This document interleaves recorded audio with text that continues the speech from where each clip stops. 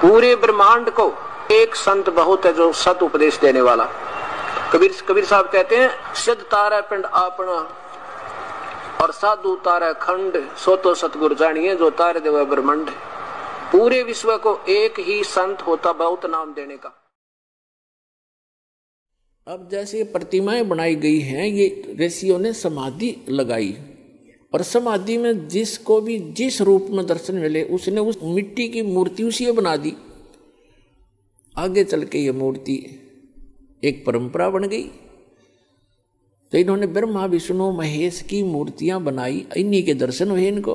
किसी को ब्रह्मा के रूप में दर्शन दे दिए। इस प्रकार ये सबको विचलित करके रखता है। तो कहने का भाव ये है, इन ऋषियों ने परमात्मा के दर्शन नहीं हुए, फिर भी ये घुमा फिरा कर ये कहते हैं कि वेदों में परमात्मा तो निराकार लिखा है, ये जो दिखाई देता है ये परमात्मा नहीं हो सकता। एक तरफ श्री विष्णु जी को कंप्लीट गॉड भी मानते हैं, फिर बुद्धि विचलित होने से कोई इनको कहता है कि नहीं भगवान तो दिखाई थोड़ा देता, वो तो निराकार है, प्रकाश ही प्रकाश है। सहस्रार कमल में जाकर देखो, वो तो प्रकाश ही प्रकाश दिखाई देता है, 1000 ज्योतियाँ दिखती हैं। तो फिर ये वहाँ डगमग हो गए सचमुच ये निष्कर्ष निकाल ही नहीं सके, क्योंकि इनकी साधना व्यर्थ थी, इनकम्प्लीट स्पिरिचुअल नॉलेज था।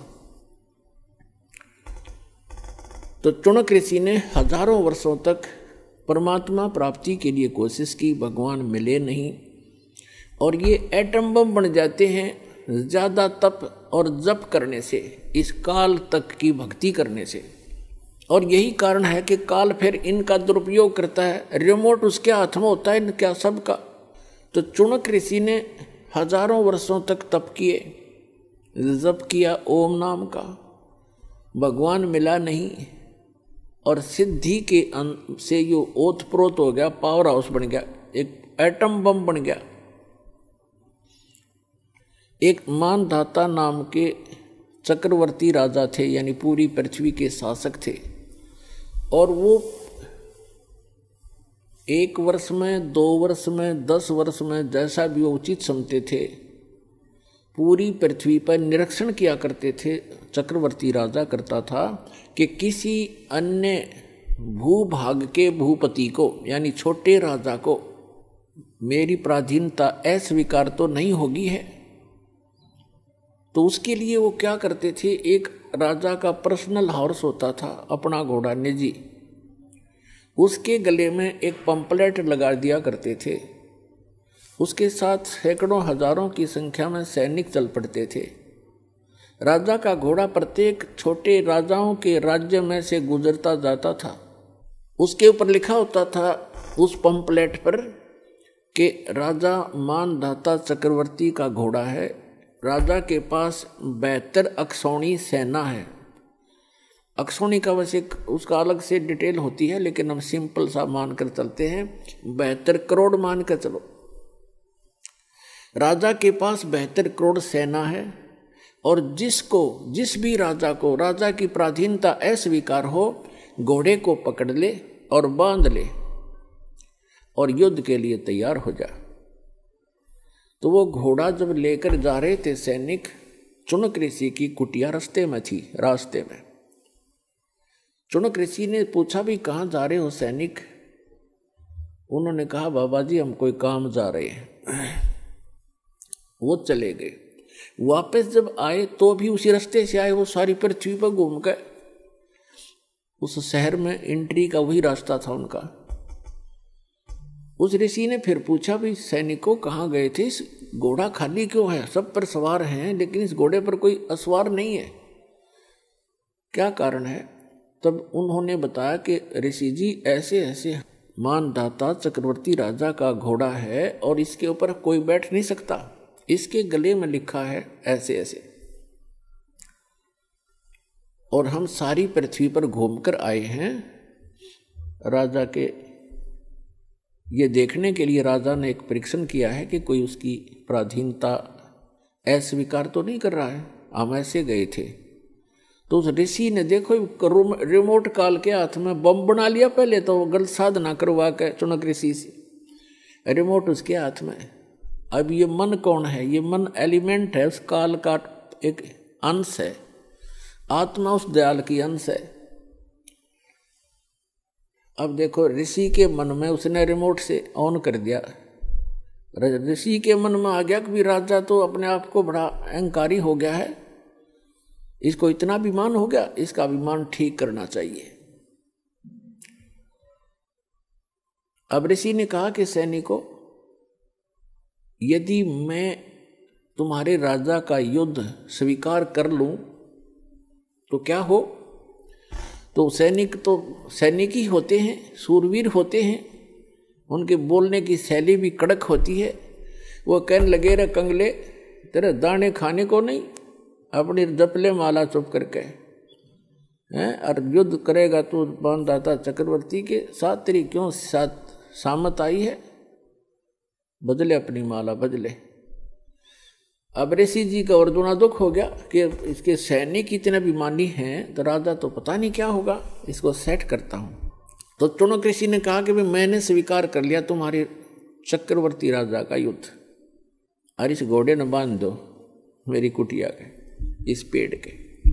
अब वो सैनिक तो तैयार बैठे थे, बांध दिया घोड़ा तुरंत। अभी आए ऋषि जी, हम एक आज्ञा ले आते हैं राजा की। अब राजा को जाकर बताया कि ऐसे ऐसे एक चुनक नाम के ऋषि ने आपका युद्ध स्वीकार कर लिया। राजन, मंत्री सलाहकार होते हैं, वो कहते हैं देखो आज एक आदमी की हिम्मत, एक ने सिर उठाया है राजन, कल न कोई और भी बकवाद कर देगा, धीरे धीरे क्रांति आ जाएगी। और कहते हैं बुराई को शुरुआत में ही नष्ट कर देना चाहिए। तो राजा ने कहा ठीक है जाओ।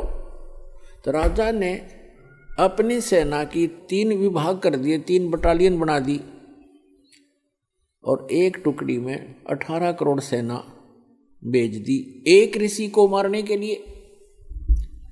उधर से उस काल के पुजारी ने, चुनक ऋषि ने, ब्रह्म के साधक ने, सारे जीवन में जो डले ढोए थे उसकी 4 पुतली बना ली, 4 परमाणु बम बना लिए वचन से।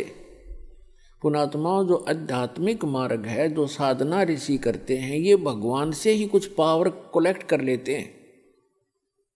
और वो तो समर्थ है जिसके वचन से सारे ब्रह्मांड चल रहे, सब जीव बन गए, सब पशु पक्षी बन गए, बन रहे हैं, उसी तरह क्रिया कर रहे हैं। वो तो उसके वचन की शक्ति से, और उसी में से थोड़ी सी सिद्धि यानी हल्दी की गांठ प्राप्त करके ये मनुष्य भगवान बन बैठता है। तो चुनक ऋषि ने उस सारे जीवन में जो डले ढोए थे, जो कंकर पत्थर इकट्ठे करे थे सिद्धियों के, उसकी 4 पुतली बना दी, 4 एटम बम बना दिए, परमाणु बम। एक पुतली छोड़ दी, उसके इतने टुकड़े हो गए एक पुतली के, और उस 18 करोड़ सेना का सेकंडों मिनटों के हिसाब में नाश कर दिया, कत्लेआम कर डाला। राजा ने दूसरी टुकड़ी भेज दी, ऋषि ने अपना दूसरा परमाणु छोड़ दिया, 72 करोड़ सेना का नाश कर दिया उस काल के पुजारी ने। अब गीता अध्याय नंबर 7 के श्लोक नंबर 18 में गीता ज्ञानदाता कहता है, ये ज्ञानी आत्मा है तो उदार अच्छी आत्मा है, चले थे भगवान पाने के लिए, लेकिन ये मेरे वाली अनुतम अटल अटल अनुतम, यानी मेरे वाली ही अनुतमाम अति घटिया गति में स्थित रहे। अब देखो चुनक ऋषि ने 72 करोड़ सेना का नाश कर दिया। पुण्यात्माओं, चाहे कोई तीर तो मार दे, कोई तलवार से काट दे, कोई गोली लाठी तो मार दे, पत्थर तो मार दे, उसको उतना ही पाप लगता है। और चाहे कोई वचन से मार दे, उसका वो हथियार है तो उतना ही अपराधी है जितना कि गोली से मारने वाला होता है। अब पूरी पृथ्वी पर चुनक ऋषि की महिमा होगी, लेकिन उस कमबख्त ने यह नहीं पता था, न तो अपने भविष्य में बबुल बिजली। अब यहां परमात्मा कहते हैं 72 अक्षौणी अक्षय करी चुनक ऋषि स्वर एक, ये दे धारे जोरा फिर ये सभी काल के वेख। ओए होए, सूक्ष्म वेद में बताया परमात्मा ने कि 72 अक्षौणी अक्षय करी, 72 अक्षौणी का नाश कर दिया। उस चुणक ऋषि स्वर एक। पुण्यात्माओं, ये सूक्ष्म वेद की वाणी कोई बालकों की नहीं है। ये इतना गूढ़ रहस्य छुपाए हुए हैं अपने अंदर। ये इन आज तक के ये कबीर पंथीर फलाने इन रोज पढ़ते थे, गरीबदासी इनका कख भी समझ में नहीं आया। चुणक ऋषि स्वर एक। ऋषि स्वर जैसे मुनि मुनिवर, ऋषि ऋषिवर, ऋषिश्वर यानी ऋषियों में श्रेष्ठ, उन श्रेष्ठों में भी श्रेष्ठ, परम श्रेष्ठ ऋषि। उस परम श्रेष्ठ ऋषि के ये काले कर्म है, ये कर्तव्य है काले कारनामे। क्या बताते हैं कि 72 अक्षौणी अक्षय करी चुणक ऋषि स्वर एक। उस अकेले ने 72 करोड़ का नाश कर दिया। और फिर बताते हैं दे धारे जोरा फिरे। जोरा माने मौत। क्या ये चलती फिरती मौत है तुम जिनको ऋषि कहा करते थे? ये दे धारे जोरा फिरे। जोरा माने मृत्यु। ये सभी काल के भेख।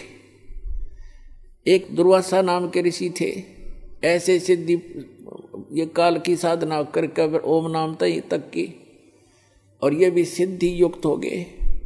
एक बार श्री कृष्ण जी के पुत्र प्रद्युम्न सहित और कुछ अन्य यादवों ने जाकर दुर्वासा ऋषि के साथ मजाक कर दिया। एक गर्भवती लड़की का सांग बना लिया। प्रद्युम्न को गर्भवती लड़की जैसा स्वांग कर लिया। उसके पेट पे एक कढ़ाया बांध लिया, छोटा सा कढ़ा, जैसे छोंक छांक लान की हुआ कर कढ़ाई, सूखी सब्जी बनाने की। और ऊपर का कपड़ा लपेट दिया, लोगड़ लगा दिया, बांध दिया, और लड़कियों वाले वस्त्र पहना कर ले गए। एक उसका नकली पति बना लिया। और द्वारका के बाहर बनी में जंगल में दुर्वासा भक्ति कर रहा था, दूना लाए बैठा था। तो सबको ये हो गया था नगर में कि बड़ा पहुंचा हुआ ऋषि है, भविष्य भूत और वर्तमान की सारी जानता है। तो वो श्री कृष्ण जी की आड़ में अभिमानी हो गए थे यादव सारे। वो श्री कृष्ण तो ऊपर किसी ने नहीं माने थे। फिर भी जैसा तत्व ज्ञान की कमी से इतनी त्रुटियां सभी में आ जाती हैं, तो वो इकट्ठे होकर चले कि भी चलो दुर्वासा की परीक्षा लेते हैं, ये कैसा बहुत भविष्य की जानता है। दुर्वासा जी के पास जाकर कहने लगे कि महाराज जी, इनके बहुत दिनों के बाद विवाह के 10-20 वर्ष के बाद परमात्मा ने सुनी है, और ये इसकी पत्नी है, इसको गर्भ रहा है। ये उतावले हो रहे हैं ये जानने के लिए कि इनके पुत्र होगा या पुत्री। आप तो भूत भविष्य की सारी जानते हो। दुर्वासा ने देखा अपना जानते हैं, दूरबीन लगा के, वो तो सारा फंड था।